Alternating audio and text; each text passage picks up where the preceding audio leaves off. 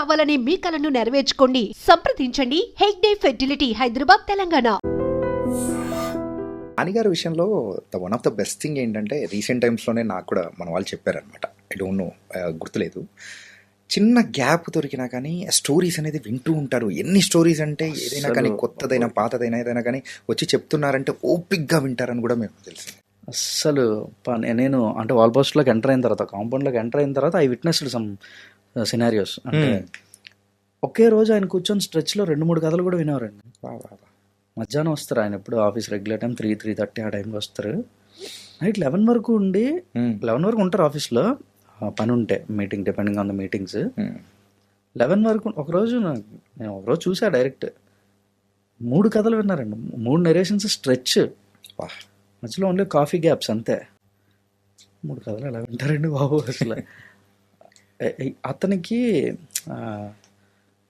ఈ కథ చెప్పడానికి వచ్చే వాళ్ళ మీద ఆ రెస్పెక్ట్ అండి, భయంకరమైన రెస్పెక్ట్. అంటే ఒక కథ అనేది ఈజీగా రాదు, ఒక స్క్రిప్ట్ అనేది అంత ఈజీగా పుట్టదు. ఆ వచ్చి చెప్పేవాడు ఈజీ పర్సన్ అయి ఉండొచ్చు, కానీ కథ అంత ఈజీ కాదు. కథగా బిల్డ్ చేయడం, ఒక ఐడియాని డెవలప్ చేయడం, దాని స్క్రిప్ట్గా డెవలప్ చేసి తీసుకొచ్చి నెరేషన్కి ప్రిపేర్ చేసి తీసుకురావడం అనేది అంత ఈజీ టాస్క్ కాదు. దానికి రెస్పెక్ట్ ఇవ్వాలి మనం, ఆ మనిషికి కాదు, ఆ మనిషి వచ్చిన పనికి ఇవ్వాలి రెస్పెక్ట్ అని ఫీల్ అవుతున్నాను. ఓకే. తర్వాత నేను మాటల మధ్యలో, తర్వాత జర్నీ ప్రాసెస్లో నేను మాట్లాడుతున్నప్పుడు, అది మీరు నన్ను ఎంతసేపు చెప్తామని అడుగుంటే నేను డెఫినెట్గా కాన్ఫిడెన్స్ లూజ్ అయిపోయాను సార్. కాన్షియస్ అయిపోయి టైం లిమిట్లో చెప్పాలని, ఏం కట్ చేయాలో అర్థం కాక ఏదో కుదించి ఏదో చెప్పి నెరేషన్ మొత్తం బిస్కెట్ చేసేసేవాడినేమో. బట్ మీరు నన్ను అది అడగకపోవడమే నాకు భయంకరమైన ఎనర్జీ వచ్చింది. నచ్చినంతసేపు చెప్పాను అంటే అప్పుడు అన్నారు ఆయన, నెరేషన్ లేదా script development is a creative job Jagadish. అది క్రియేటివ్ జాబ్కి నువ్వు టైం లిమిట్ పెడితే ఏం క్రియేటివిటీ ఉంటుంది ఇంక అందులో?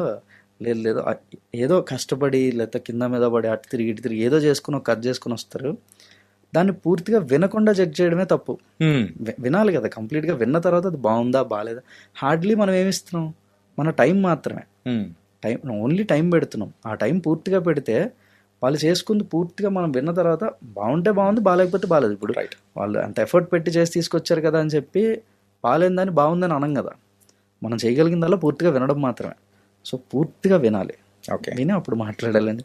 ఎంత బాగా చెప్పారు. నాకు ఇది ఉండాలండి మీరు ఇండస్ట్రీలో, అవసరం. మీరు చాలా ఇండస్ట్రీగా ఫీల్ అయ్యిందండి. ఇంకొక ఫోటో అనేది కూడా బాగా మజా ఇచ్చింది. ఏంటంటే మరి మూవీ జరుగుతున్న టైంలో కూడా ఆ ఒక డోర్ దగ్గర నిల్చొని చూస్తున్న సందర్భం కానీ, ఆయన ఉన్నారు, దర్శి గారు కూడా ఉన్నారు, పక్కన దర్శి గారు ఉన్నారు, దీప్తి గారు.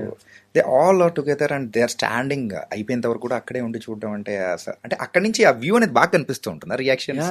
అంటే ఆయన ప్రతి సినిమా అలానే చూస్తారంట. నాకు ఆ రోజు తెలిసింది అది. ఓకే, ఏంటి నించునే ఉన్నారు కూర్చోట్లేదు అంటే నేను అనుకుంటున్నాను. నాకు తర్వాత తెలిసింది ఆయన నుంచి డోర్ దగ్గర నించొని చూస్తారంట. నేను మాత్రం థియేటర్ మొత్తానికి సెంటర్ సీట్ ఏదో సెలెక్ట్ చేసుకుని వెళ్ళి ఆ సెంటర్లో కూర్చున్నాను నేను. మొత్తం ఆడిటోరియం అన్ని సీట్స్లో సెంటర్ ఏది అంటే తల 360 తిప్పితే అందరూ కనపడాలి, ముందర వాళ్ళు వెనకలో. Very centre seat of the థియేటర్లో కూర్చున్నాను నేను వెళ్ళి. ఓకే, ఇటు చూసేవాడిని ఇటు మొత్తం తిరిగా. ఎన్నిసార్లు చూసారు బ్రో ఇప్పటి వరకు? 8 times. 8 times in theatre. ఇది రిలీజ్ అయిన తర్వాత post release with audience.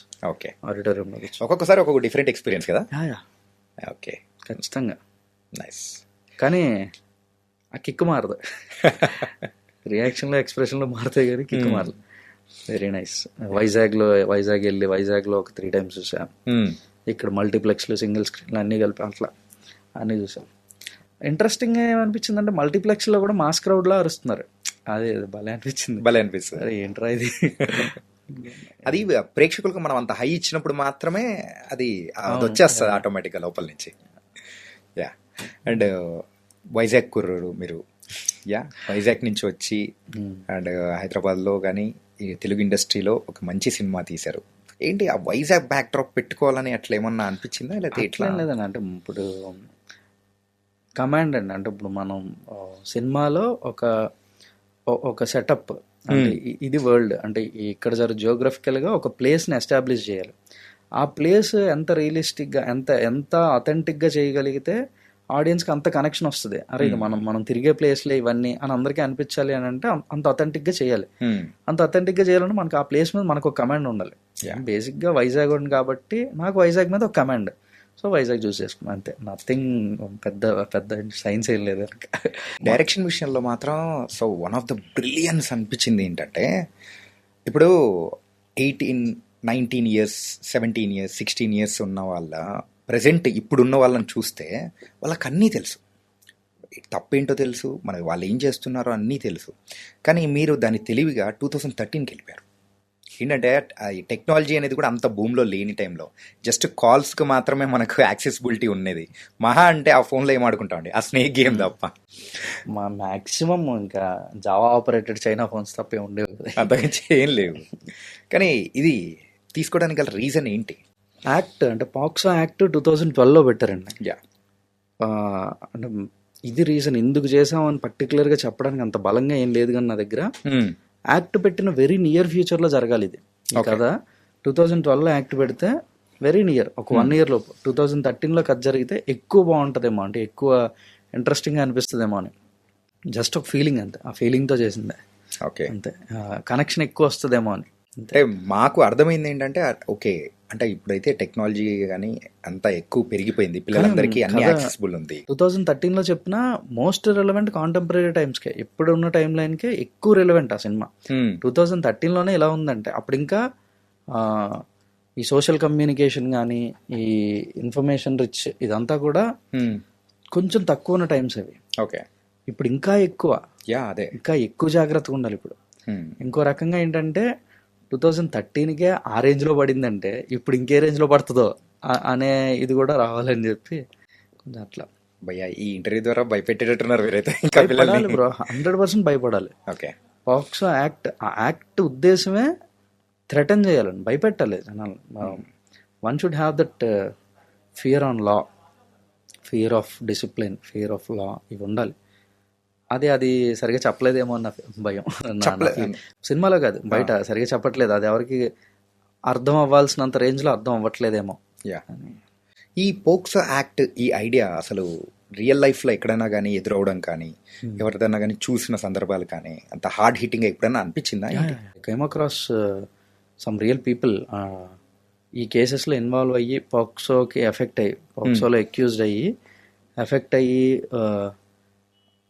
Life ఏంట్రా బాబు అని ఫీల్ అయిపోయిన మనుషుల్ని చూసా వాళ్ళని.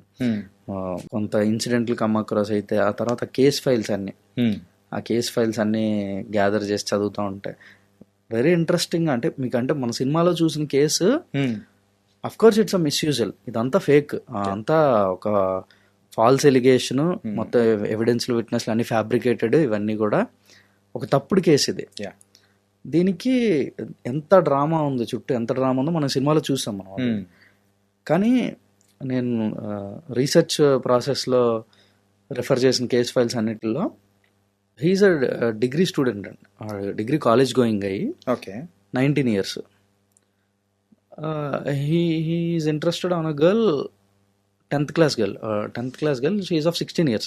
ఓకే, 10th class అంటే ఆబ్వియస్లీ ఆ ఏజ్ ఉంటుంది. 16 years అమ్మాయి, 1 year అటు ఇటు, 16 years అమ్మాయి. ఆ పర్టికులర్ కేసులో అమ్మాయి age 16 years, she is a 10th class girl. ఈ డిగ్రీ ఫస్ట్ ఇయర్ 19 years కుర్రాడు. ఓకే, అయితే ఆ 16 years అమ్మాయిని 19 years కుర్రాడు లవ్ చేశాడు. ఆ అమ్మాయి రెస్పాండ్ అయిందా, రెస్పాన్స్ ఏంటి, పాజిటివ్గా రియాక్ట్ అయిందా, ఒప్పుకుందా, ఒప్పుకోలేదా, ఇవన్నీ సెకండరీ. కానీ వీడు లవ్ చేస్తున్నాడనే ఫీలింగ్ ఒకటి ఉంటుంది కదా వీడికి. ఆ ఫీలింగ్తో చిన్న చిన్న చిలిపి పనులు అయి చేయాలనిపిస్తుంది. ఆ ఏజ్ అలాంటిది కాబట్టి ఆబ్వియస్లీ ఆ అమ్మాయి వెనక తిరగటం, ఆ అమ్మాయిని ఫాలో అవటం. స్కూల్ ఆ అమ్మాయిది, వీడి కాలేజ్ నుంచి స్కూల్ దగ్గరికి వెళ్ళడం, స్కూల్ నుంచి అమ్మాయి ఇంటికి వచ్చే ప్రాసెస్లో వెనకాల వెళ్ళడం, ఫ్రెండ్స్తో మాట్లాడుతూ చిన్న చిన్న ఆ అమ్మాయికి వినపడేలాగా వీళ్ళ ఫ్రెండ్స్తో గట్టిగా మాట్లాడడం, ఆ అమ్మాయి ఏదో చిన్నగా నవ్విందో నవ్వలేదో, రియాక్ట్ ఏమైందో తెలియదు. ఈ ప్రాసెస్లో ఉండగా ఆ అమ్మాయి ఇండివిజువల్ హౌస్ 3rd floor అమ్మాయిది, ఒక పోర్షన్ 3rd floorలో పోర్షన్లో ఉంటే వాళ్ళ ఇంటి ఎదురుగా ఒక పాత కారు, ఒక అబాండెండ్ కారు, మొత్తం ధూళి పట్టేసి డస్ట్ అయిపోయి ఉంటుంది కదా, ఆ డస్ట్ మీద రాస్తే కనబడుతుంది. ఓకే, అట్లా ఇక్కడ ఆ అమ్మాయి ఇంటి మీద ఉన్న కారు మీద ఆ అమ్మాయి పేరు రాసి ఐ లవ్ యూ అని రాశాడు. అమ్మాయి పేరు పెట్టి ఐ లవ్ యూ అని పెట్టాడు. అది వాళ్ళ ఫాదర్ చూసే, అమ్మాయి వాళ్ళ ఫాదర్ చూసి ఏంటిది ఎవడు వీడని చెప్పి ఏదో చిన్న ఎంక్వైరీ చేస్తే, మరి అతనికి ఉన్న ఇన్ఫ్లుయెన్స్ లేకపోతే అతనికి ఉన్న లీగల్ నాలెడ్జో ఏంటో మన నాకు తెలీదు, ఈ అబ్బాయి మీద కేసు పెట్టి పాక్సో వేస్తే అరెస్ట్ చేశారు వాడిని. అరెస్ట్ చేసి తీసుకెళ్ళి జైల్లో వేశారు. ఓకే. 14 days remand. కోర్టుకి తీసుకెళ్లారు. Non bail rejected. మళ్ళీ రిమాండ్ వేశారు 28 days. 28 days తర్వాత బెయిల్ శాంక్షన్ అయితే బయటకు వచ్చాడు. ఆడు చేసిన తప్పేంటి ఇప్పుడు ఇక్కడ? నాకు అర్థం కాలేదు. అంటే ఆ ఏజ్లో వాడు చేసిన పని వాడికి ఒక సరదా, చిలిపిగా ఏదో చేసినట్టు ఫీల్ అవుతాడు. ఈ చిలిపిగా చేయడం అనేది చాలా తప్పు, నీకు శిక్ష పడుతుంది అనే విషయం వాడికి తెలియాలి కదా. వాడికి తెలిస్తే చేసేవాడు కాదు, తెలియదు కదా. తెలియకపోవడం వల్ల జరిగే ప్రాబ్లమ్స్ ఇవన్నీ. ఇప్పుడు చూడండి, మీకు ఒక డిగ్రీ గోయింగ్ స్టూడెంట్, కాలేజ్ చదువుకునే కుర్రాడిని at the age of 19 28 days జైల్లో వేశారు, ఒక సబ్ జైలు చూసుకుని. లైఫ్ లాంగ్ వాడికి అది బ్లాక్ స్పాటేగా, ఎవరు మార్చలేం కదా. ఎవరు మార్చలేరు. ఏ రోజైనా ఇప్పుడు లైఫ్లో ఎడ్యుకేషన్ అంతా అయిపోయిన తర్వాత ఒక గ్రేట్ జాబ్ చేస్తాడో, లేదంటే ఇంకేం పని చేస్తాడో, లేదా లైఫ్లో విపరీతంగా సక్సెస్ అయిపోతాడు. ఏదో అయిపోయిన తర్వాత కూడా ఏదో ఒక రోజు ఎవడో ఒకడు వచ్చి వాడు జైలుకి వెళ్ళాడు రా అంటే వాడికి ఎలా ఉంటుంది? ఏ రోజైనా, ఏ ఏజ్లో అయినా వాడు జైలుకి వెళ్ళి వచ్చాడు అనే మాటను మాత్రం ఎవరు మార్చలేం కదా.